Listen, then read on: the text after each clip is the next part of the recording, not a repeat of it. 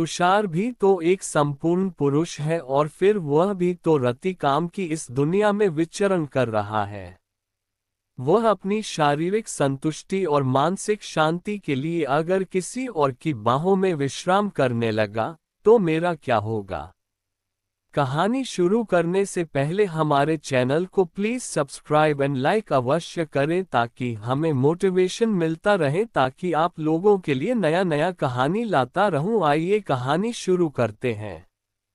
एक बात मेरे दिलो दिमाग में जरूर घूमती रहती कि मैं तो इस काल्पनिक मनस्थिति से संतुष्ट हो लेती हूँ, परंतु तुषार भी तो एक संपूर्ण पुरुष है और फिर वह भी तो रति काम की इस दुनिया में विचरण कर रहा है।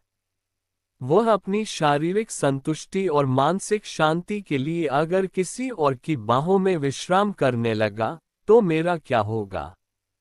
बस यहीं आकर मेरा समीकरण गड़बड़ा गया। मेरा विश्वास डोल गया और एक तीव्र वेदना से हृदय जल उठा। मैंने एक उड़ती सी निगाह उस पर डाली। हाँ, वह तुषार ही तो है। चश्मे का फ्रेम बदल गया है। एक अंतराल के बाद मैं दिल्ली एक अधिवेशन में आई थी। वहीं से लौटते समय स्टेशन पर अचानक तुषार दिख गया था। मेरा अलहड़ापन और बेरुखी ही हमारे बिछोह का कारण बना था। मैंने चोर निगाह से उसकी गतिविधियों का बारीकी से निरीक्षण किया, ये देखने के लिए कि शायद उसके साथ उसकी कोई नई सहयोगी या जीवन साथी हो, लेकिन ऐसा कोई दिखा नहीं। मैं जानबूझकर एक दो बार उसके सामने से गुजरी, परंतु कुछ बोली नहीं, लेकिन उसने भी मुझे अनदेखा कर दिया। मेरा अंतर्मन एक बार फिर आहत हो गया था। तभी मेरी गाड़ी आ गई और मैं अपने कंपार्टमेंट में चढ़ गई। 5 मिनट के विराम के बाद रेल ने एक लंबी सीटी दी और धीरे धीरे स्टेशन छोड़ने लगी। मेरी निगाहें अभी भी तुषार को ही ढूंढ रही थी। धुंधली होती तस्वीर को जब मैंने ध्यान से देखा, तब पाया कि तुषार अपलक मेरे कंपार्टमेंट को देख रहा है। शायद इस उम्मीद में कि गाड़ी रुक जाएगी और मैं रेल से उतरकर तुषार के पास पहुंच जाऊंगी। मैंने एक चादर निकाली और बर्थ पर लेटकर ओढ़ लिया। तुषार को देखकर एकाएक पुरानी यादें ताज़ा हो चली थीं। मैं 4 भाइयों में अपने पापा की इकलौती लाडली बेटी और लाडली बहन थी। मुझे हाथों हाथ लिया जाता था। इसी लाड़ दुलार ने मुझे अल्हड़ और मुहफ़्फ़ट बना दिया था। माँ जब कोई संस्कार की बात करती, घर गृहस्थी और दुनियादारी की बात बताती, तब मैं बेरुखी से उसे हवा में उड़ा देती। पढ़ाई लिखाई और खाते खेलते बचपन कब गुजर गया, मालूम ही नहीं पड़ा। जब तुषार अपने माता पिता के साथ मुझे देखने आया, तब एहसास हुआ कि मैं बड़ी हो गई हूँ।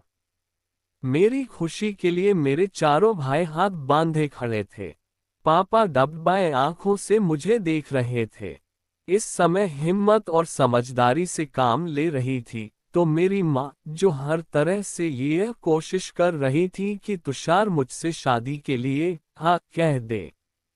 लेकिन मैं अभी भी अपने को छोटी नादान बच्ची समझ रही थी, इसलिए माँ द्वारा चाय लाने के लिए कहने पर मैंने बेरुखी से कह दिया था, वाह माँ, शादी आपको करनी है या मुझे? अरे हम लोगों को भी 2-4 मिनट का समय दो, बात करने के लिए, एक दूसरे को समझने समझाने के लिए। इस पर सभी जोर से हंस दिए थे और तुषार की मम्मी ने कहा था, बहन जी, बिटिया सही कह रही है। अब हमारा समय तो रहा नहीं। तुषार और मैं अकेले रह गए थे। थोड़ी देर की चुप्पी के बाद मैंने ही कहा था, हाँ तो तुषार साहब, आपको मैं पसंद हूँ, लेकिन यदि मैं ये कहूँ कि आप मुझे पसंद नहीं हैं, तो आप क्या करेंगे? तुषार को उम्मीद नहीं थी कि मैं उसके साथ ऐसा व्यवहार करूंगी। इसलिए पहले तो वह थोड़ा झिझका, फिर हंसते हुए बोला, मैं हाथ जोड़ूंगा, आपसे अनुनय विनय करूंगा कि हे सुंदरी, तुम मेरा ही वरण करो, तुम्हारे बिना मेरा जीवन अधूरा है। तुषार का वह समर्पण मुझे अच्छा लगा। इसके बाद हम लोग इधर उधर की बातें करते रहे। तुषार बैंक में अधिकारी है। हमारी इच्छानुसार शादी की तारीख 6 माह के बाद की पक्की कर दी गई। इस बीच मम्मी बराबर कोशिश करती रही कि मैं अपने व्यवहार में परिवर्तन लाऊं और घर गृहस्थी की बातें सीख लूं, लेकिन मैं हमेशा बेफिक्री से कह देती, डोंट वरी मम्मी, मैंने तुषार को परख लिया है, वह तो मेरी उंगलियों पर नाचने वाला है। शादी के बाद तुषार जितना झुकता गया, मैं उससे और झुकाती गई। वह जीवन में बहुत सामंजस्य स्थापित करके चलने वाला था। वह अक्सर कहा करता, भाई हम तो ठहरे बैंक वाले, प्रबंधन की भी सुननी पड़ती है, स्टाफ की भी और ग्राहकों की भी, किसी को नाराज नहीं कर सकते। अब एक तुम और बढ़ गई हो। इस बीच मेरी भी नौकरी समाज कल्याण बोर्ड में सचिव के पद पर लग गई। तुषार बैंक जाते समय मुझे गाड़ी से ऑफिस छोड़ देता और वापसी में पिकअप कर लेता था। एक बार मेरी मीटिंग चल रही थी और मैं 1 घंटे लेट हो गई थी। जब मैंने इसके लिए खेद व्यक्त किया, तब तुषार हंसते हुए बोला, अरे हमने तो जनाब का 28 साल इंतजार किया है। अब ये 1 घंटे का इंतजार कोई मायने नहीं रखता। मैंने यह महसूस किया कि मेरा तो स्वभाव ही मुहफ़्फ़त था। मैं बिना सोचे समझे किसी को भी कुछ भी बोल देती थी, जिससे तुषार तो सहन कर लेता था, लेकिन उसके मम्मी पापा के साथ मेरा यह व्यवहार उसे पसंद नहीं था। 1-2 बार उसने मुझे टोका भी, तब मैं ही उसे कह देती, मैं कैसी हूँ, ये तुम्हें शादी के पहले देखना था। इसके बावजूद तुषार मुझे अपने व्यवहार में संयम बरतने के लिए कहता और मैं उसकी उपेक्षा कर देती। धीरे धीरे तुषार के मन की ग्रंथियों से मेरे व्यवहार के कारण स्नेह का प्रवाह कम होने लगा। उसने मुझे भरपूर मौके और समय दिया कि मैं उसकी अपेक्षानुसार बन जाऊं, लेकिन मेरा हठी स्वभाव और लापरवाही इसमें बाधक बन रही थी। जब तुषार का दिल्ली ट्रांसफर हो गया, तो मैंने कहा था, मैं यहीं रहकर अपनी नौकरी करना चाहती हूँ। तुम अकेले ही दिल्ली चले जाओ, आगे देखेंगे। और तुषार दिल्ली आ गया था। मेरी बेरुखी और अलहड़पन के कारण उसका भोपाल आना कम हो गया था। पत्र और फोन का संपर्क भी धीरे धीरे टूट गया था और हम दोनों अनजान से हो गए थे। मैं अकेली थी, इसलिए अधिकांश समय मायके में ही गुजरता था। माँ और भाई जब तुषार के पास जाने के लिए ज्यादा जिद करते, तो मैं अपनी नौकरी का वास्ता देकर उन्हें चुप कर देती थी। शायद कोई स्टेशन आ गया था। उतरने और चढ़ने वालों की आपाधापी मची हुई थी। तुषार को देखकर आज अच्छा लगा था। कभी कभी मैं सोचती, क्या स्वयं मेरे द्वारा ही पैदा की गई समस्या का कभी कोई हल निकल पाएगा। मेरी नासमझी की सजा तुषार भोग रहा था। मैंने शादी के बाद उसे दिया ही क्या है, अपनी समस्याएं, और उसने सामंजस्य स्थापित करने के नाम पर त्याग ही किया था। मेरे अकेले वापस आने पर सभी तरह तरह के प्रश्न कर रहे थे।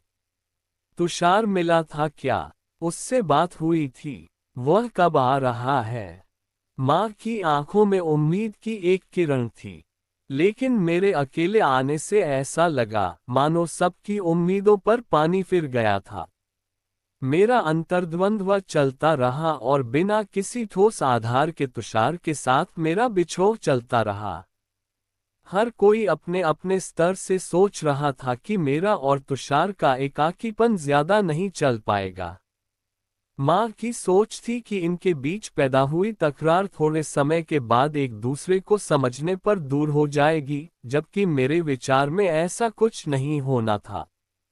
मेरी हम उम्र सहेलियों की सोच थी कि शादी के बाद एक शारीरिक संतुष्टि की भी जरूरत होती है, जिसके कारण मेरा और तुषार का बिछोह अधिक दिन नहीं चल सकेगा। मैं हैरान थी कि मेरा अल्हड़पन इन सब बातों से ऊपर था। बादलों की गड़गड़ाहट और बिजली की चमक के बीच मैं तुषार की छवि को हृदय में बसा कर ही संतुष्ट हो जाती थी, तो ठंड की कंपकपाहट होने पर रजाई के अंदर तुषार की उपस्थिति को काल्पनिक एहसास दे संतुष्ट हो जाती थी। राह चलते में महसूस करती कि तुषार मेरे साथ है। एक बात मेरे दिलो दिमाग में जरूर घूमती रहती कि मैं तो इस काल्पनिक मनस्थिति से संतुष्ट हो लेती हूँ, परंतु तुषार भी तो एक संपूर्ण पुरुष है और फिर वह भी तो रति काम की इस दुनिया में विचरण कर रहा है। वह अपनी शारीरिक संतुष्टि और मानसिक शांति के लिए अगर किसी और की बाहों में विश्राम करने लगा, तो मेरा क्या होगा? बस यहीं आकर मेरा समीकरण गड़बड़ा गया।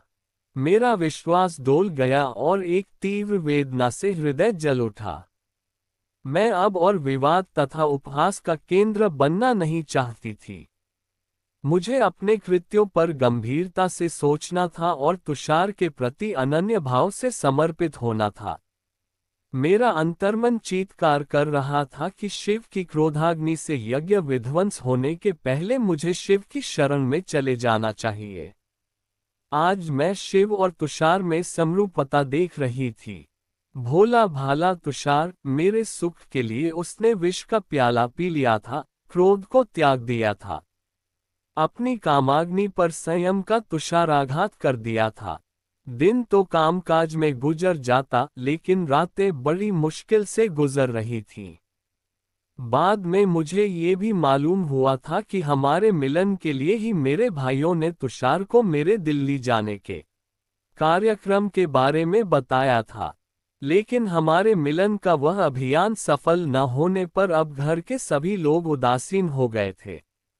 अब अकेले चलते हुए ही राह बनानी थी। तुषार की तरफ रुझान होने पर परिस्थितियां बदली सी नजर आने लगी थीं। शारीरिक क्षुधा और मानसिक उत्तेजना तुषार से मिलने के लिए प्रेरित कर रही थी। अगले ही दिन मैं निरपेक्ष भाव से अपने को हालात के हवाले कर दिल्ली रवाना हो गई। वातावरण में ठंडक थी। हल्की धुंध के बीच सूरज की किरणें स्टेशन की छत की दरारों से गुजर कर एक एक डिब्बे पर अटक रही थीं। मैंने अलसाए आंखों से एक उल्टी निगाह स्टेशन पर डाली और अपना सामान उठाकर डिब्बे से उतरने लगी। तभी प्लेटफॉर्म के एक कोने में मालगाड़ी से सटे एक आदमी को देखकर मेरी निगाहें फिर थम गई थीं। वही जाना पहचाना चेहरा, उड़ते बाल, रुमाल से चश्मे के कांच पर जमी धुंध को साफ करते तुषार पर। तो क्या तुषार रोज इसी तरह स्टेशन पर आता है, मेरे इंतजार में? या कोई और हो जिसे छोड़ने या लेने वह आता है? मैं उदासीन भाव से गेट की तरफ बढ़ने लगी। तभी तुषार पास आया और सामान अपने हाथ में लेते हुए बोला, चलो घर चले। और मैं एक आज्ञाकारी बच्चे की तरह उसके पीछे चल दी। मेरे व्यवहार में आई गंभीरता और सकारात्मक सोच को देखते हुए मेरे घर से निकलने पर मेरे भाइयों ने तुषार को फोन कर दिया था। तुषार और मैं नए नवेले दुल्हा दुल्हन की तरह घूमते हुए हनीमून का लुत्फ ले रहे थे। तुषार कह रहा था, हमारे इस स्वच्छंद मिलन में विलंब जरूर हुआ, लेकिन वैवाहिक जीवन में बिना किन्हीं दबाव, अहम एवं पूर्वाग्रहों के समर्पण ही सार्थक होता है।